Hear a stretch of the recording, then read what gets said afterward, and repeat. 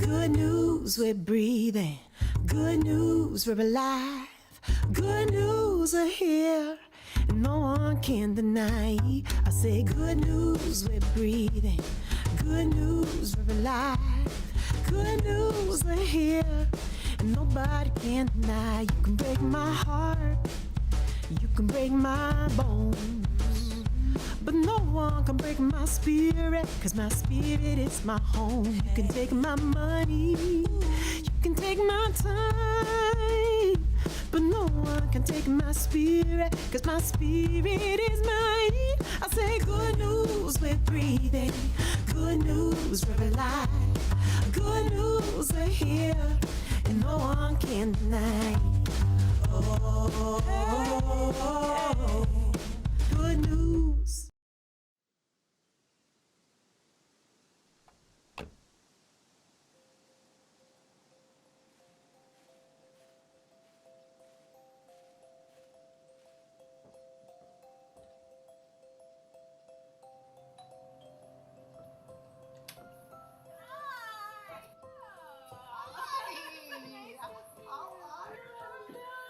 Women, half of the world's population.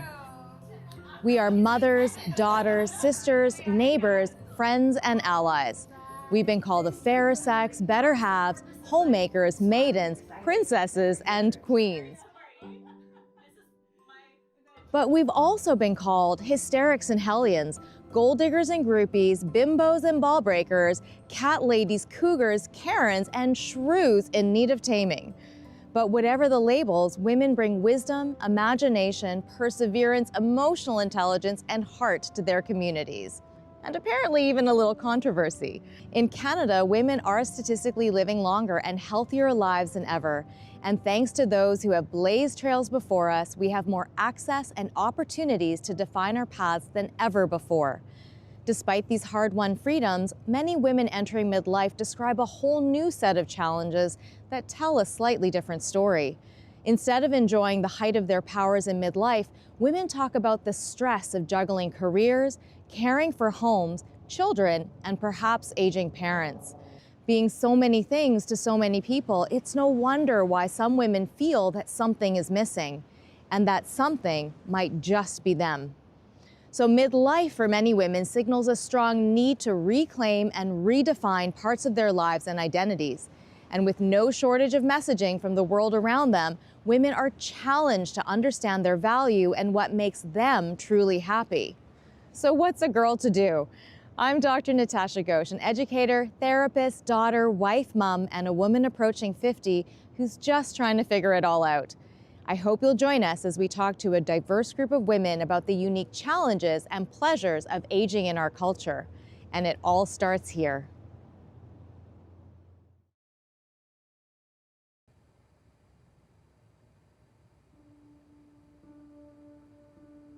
My name is Fabia McNair. I am 58 years old, and I feel like I'm 2000. I feel like I've been around for a long time. I'm Miranda Levers. I am 44 years old, and I feel about 44. Hi, I'm Stacy. I'm 54 years old, and I feel 16.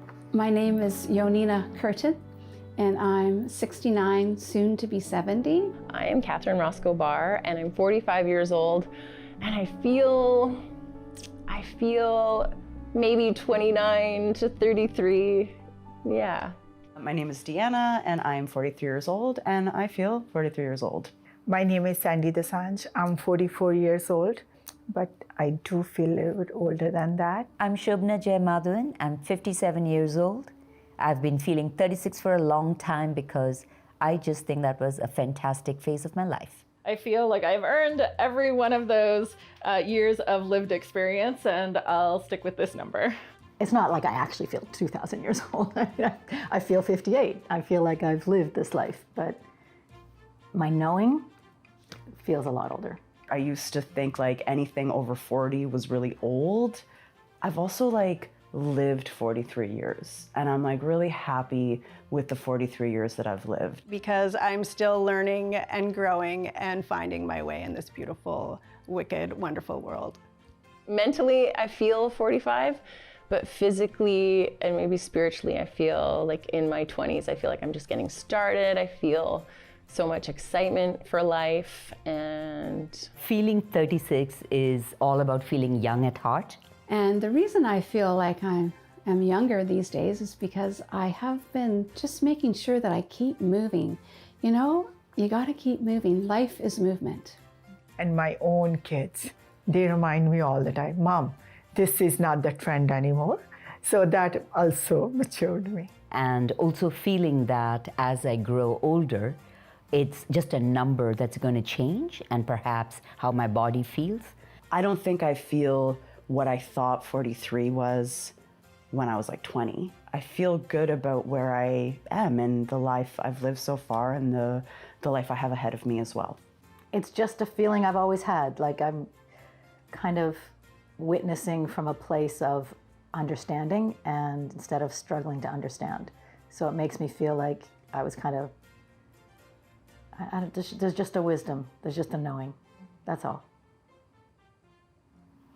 And can you take us through a quick timeline of your life? Timeline of my life, okay. Well, I was born in Burlington, Ontario, but I grew up in Milton, Ontario. Me as a baby, like super cute, with some eczema, but nevertheless. And truthfully, the reason I picked this one, and not that I particularly look great in this picture, is that this blanket, I just moved, and this blanket, I just found it again. Right? So this thing is like 50 years old, and it still looks amazing because things were built a lot better. It's interesting the things that stay with us that I think you don't know at the time will have such a history, but I was like a excited kid and a fun kid and a happy kid until maybe age 10, when you start to compare yourself to others a lot more, and leaned on the things that people applauded in me, like my intelligence, and felt shameful about the things that people didn't applaud in me, like my appearance. So that was like a lot of my struggle of not fitting in, not feeling pretty enough, not feeling cool enough. And then I went to university, and it was cool to transition to university because there was no one there that knew who I was, so I got to be who I wanted to be. So when I grew up, my mother was a housewife all her life, took great care of the 3 children. My dad worked overseas most of the time. So mom was the primary caregiver. We used to tease that my mom is the CFO, of the family, because she managed finances, she took care of the home, she helped build the house, took care of contractors and all of that. So we always saw her in a leadership role, and though her profession was, a housewife. So I grew up sort of in that context, but I had parents who were very supportive of education. It was very clear to my sister and me at a very young age, I expect you to get your master's, So though she never said, I expect you to be a working woman, she clearly indicated she wanted her daughters to be educated. But when I became about 16, 17, started to volunteer, started to meet people from other parts of the world and within India, I realized that you can be a career woman. And because of my experience at the orphanage with young children, I wanted to become a psychologist initially. And so then I had this dream of becoming a working woman. Even I had a master's in economics, but it was in my own language. So I never had the privilege to speak English or communicate, and that was the biggest barrier when I moved to Canada. There were many barriers I had to go through to get here, actually. I was scared when I moved here. I did not like to go out in public because I thought I can't understand. Actually, I couldn't understand them properly. I started working at Subway. That was my first job. And I always hide back in the kitchen so I can wash dishes. No one asked me questions, so I don't need to communicate. But slowly, as I took some ESL classes, yes, over time, but also giving birth to my daughter, actually that's where I felt I have to find my identity. since she has arrived in my life hasn't changed. That's the time when I actually went into my full potential in bodybuilding. That's the time actually I feel how much power I have bringing a human to this planet. Childhood in an Italian family was very different growing up because my Italian family had one idea and where I was raised had another. So I think most people would quote it or define it as dysfunctional. So growing up in that kind of environment made me react in a survival sort of way. I left university pretty proud of myself that happened. I opened a bar at 28. That failed. Lost a lot of money. But then, picked yourself up again. I picked myself back up again. I went back to school. Went for my architectural degree. Met the man that I fell in love with and, eventually married. And then the profound experience of having children kicked in. That was, for the last 20 years. And then I guess ultimately or lately, the divorce I've overcome. And here I am, back in my skin. If I were to ask you to define who you are, how would you answer? You asked for 5 words or statements, I think, about how we would label ourselves, which I had a bit of fun with. And I was like, okay, well, what does that look like now? It's like, I'm wildly unapologetic. I am proudly queer. I am autistic, which is a brand new diagnosis for me, but makes most of my life make so much more sense. I am curious. I am passionate, and mostly, I am passionate about the light in people's eyes when they tap into what they're here to do and what they're passionate about. And I love all of that, and I love exploring the world and learning more about other people and the way things work and myself. If I back that out, it's yes, I'm a mom, I'm a lover, I'm a wife, I'm a girlfriend, I'm a tech entrepreneur, I'm a mentor for women in business. I do all these other things, but mostly it's I'm a curious human who's passionate about the world around her and having more and more fun every day. I don't define myself as a role anymore, but that was a long time coming, and it was a conscious decision for me. I guess it's just a freedom that comes with maybe being a certain age and having a peer group around you that is there with you. And it's not really like a throwing in the towel kind of attitude, but it's sort of like you don't care anymore. You don't really care what people think.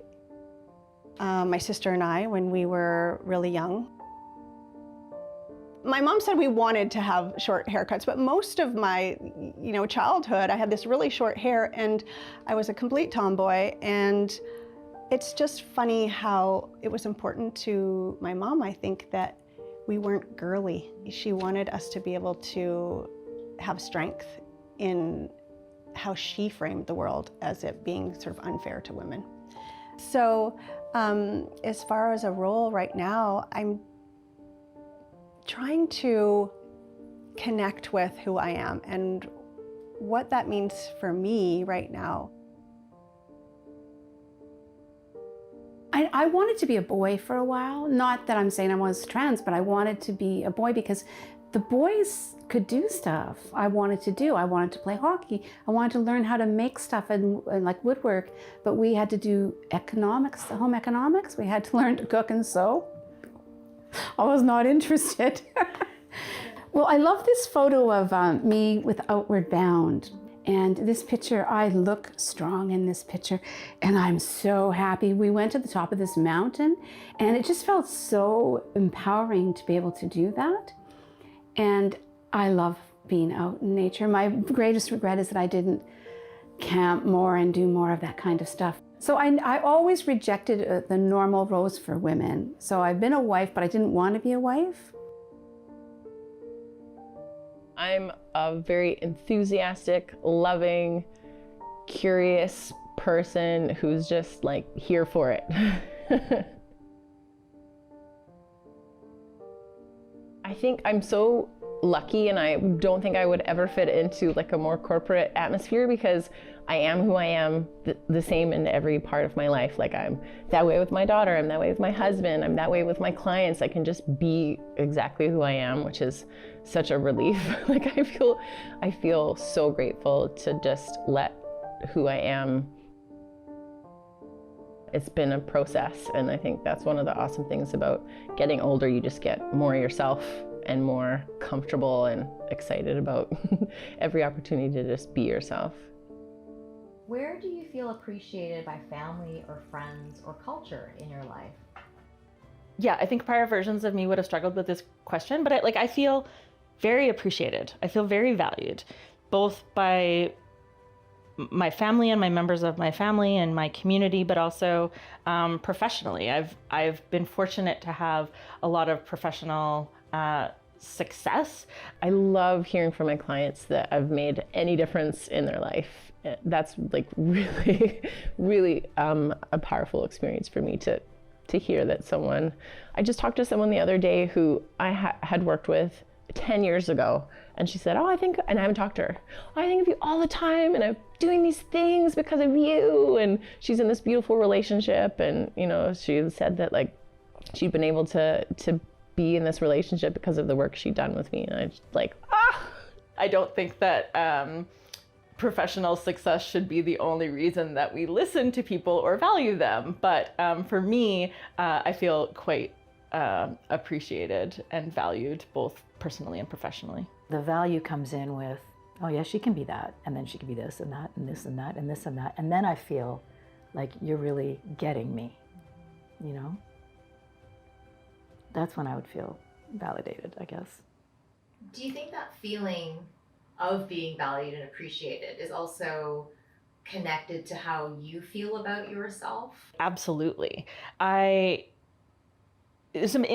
have some experiences, especially over the last few years, where I started being treated differently by other people, and I realized that it had nothing to do with anything external. Like, nothing had changed from their perspective. Like, the only thing that had changed was how I thought about myself and how I felt about myself. And so until I was willing to see that and accept that for myself, I couldn't even see that existed in others. Yeah. What does it mean to age gracefully? Aging gracefully. Well, aging is inevitable.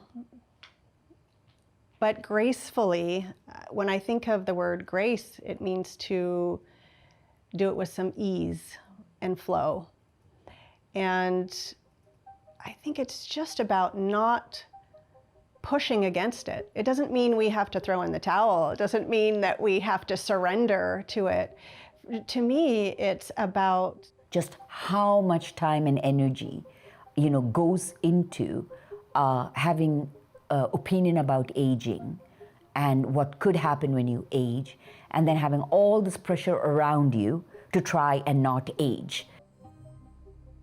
Yes, I think our society has so much focus on youth and beauty and having to maybe look a certain way to be desirable, and all advertising is based on you are not enough as you are, but if you buy our product, then maybe you can be enough. Do I stick to my truth, or do I, give you this answer that society wants me to give you? It's just that battle that's constantly in us. We always take our estimate that this person is this person is this. This is about us, how we feel. And again, it's like going back to that pause of just asking yourself, what do I really want and how do I really feel, and behaving in accordance with that, no matter what society thinks you should be doing at that age. They think it's important to point out how you are aging.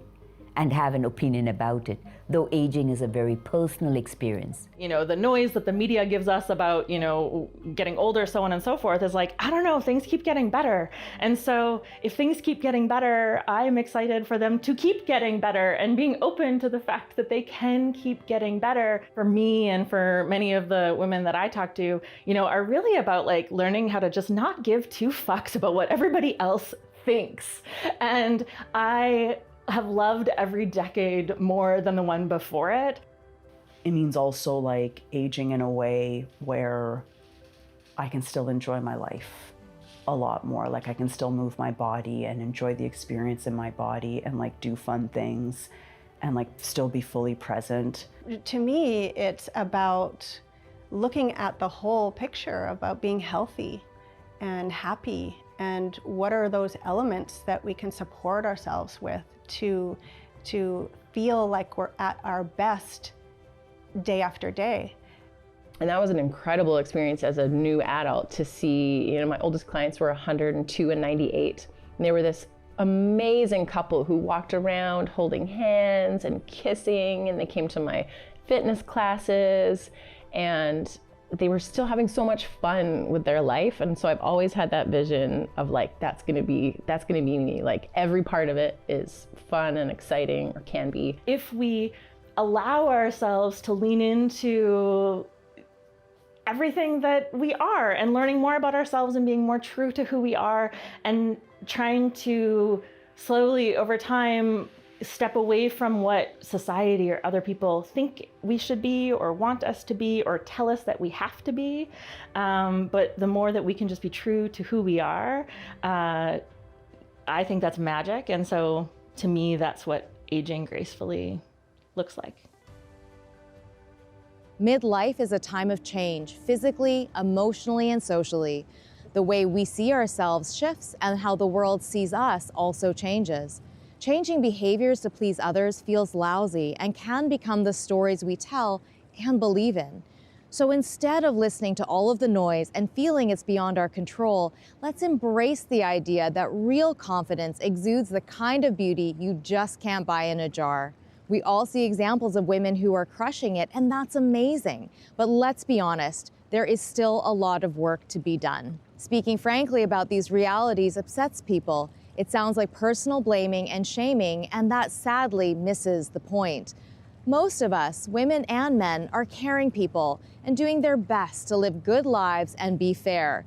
But ignoring the reality of things, oversimplifying or canceling these complex issues is part of the underlying problem. Add to this that we live in a culture that glorifies youth and fears aging. So is it any wonder that women describe feeling invisible, dismissed, shamed, and like it may not be safe to just be themselves? What if we stopped resisting what is, including the natural process of aging, and accepted that all of it, the good and the bad, can also be about growth, freedom, and creativity? It's a lot to take on, but in this series, you'll hear candid stories from women who are up for the challenge. They're redefining confidence, embracing their changing bodies, enjoying mature sexuality, facing menopause, sharing wisdom, and even understanding how death can teach us how to really live. Sophia Loren once said, "There is a fountain of youth. It is your mind, your talents, and the creativity you bring to your life and the lives of the people you love." Now that's the kind of fountain I want to drink from. I'm Dr. Natasha Ghosh, reminding you that life can be messy. So at the risk of sounding like a cute affirmation on your coffee mug, give yourself some love, trust the process, and lean into all the feels, because this is how we live.